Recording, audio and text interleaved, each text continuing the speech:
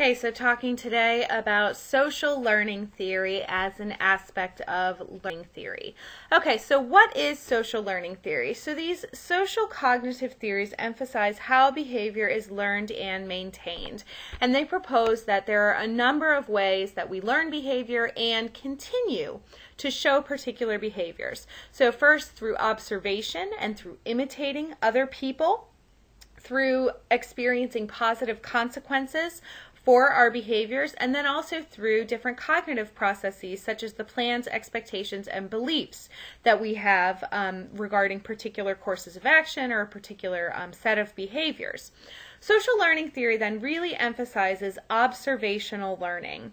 So observational learning talks about how we can learn new responses, how we learn new behaviors just by watching someone else engage in that behavior. So we don't even have to do the behavior ourselves. We can just watch someone else do it and learn in that way. So think about young children. A lot of learning really takes place this way, especially, if you had older brothers and sisters, you probably learned a lot of things from them just through this observational learning. Just think about, if you've ever been around young children, and they sit there and watch you do something, and then they go and imitate exactly what you did. That's observational learning in action. So a very famous proponent of social learning theory is a man by the name of Albert Bandura. And Albert Bandura came up with social learning theory and created this very classic study in psychology where he took preschool children and tested out the limits of observational learning.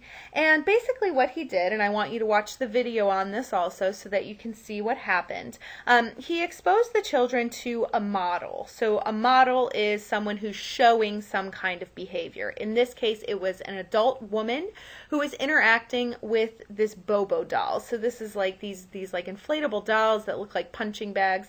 And the woman was modeling for these children all kinds of violent and aggressive behaviors. She was also yelling things at the doll.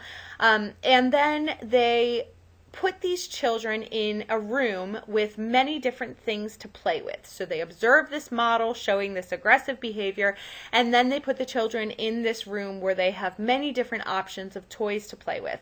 And one of the options for toys to play with was the Bobo doll. And they found that children who were exposed to the aggressive modeling imitated. So they observed this behavior initially, and then they imitated what they had seen. And of particular interest to Bandura and his colleagues is that not only did these children imitate the adult model, but they also came up with novel aggressive behaviors. So behaviors that the model had not shown them, but were nonetheless very aggressive and violent. So things like using the toy gun in the room against the Bobo doll.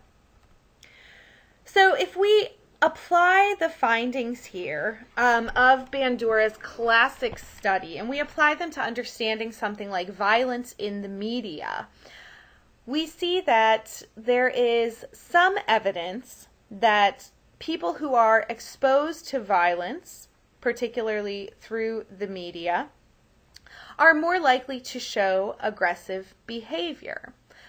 However, some researchers have problems with this, and they say that, well, media violence does not cause most viewers to become aggressive. So many people watch violent television programming, many people watch violent movies, play violent video games, and they're not aggressive. So there has to be something else going on here. It's possible then that individuals who are more aggressive are more drawn to violent programming. That's a definite possibility here.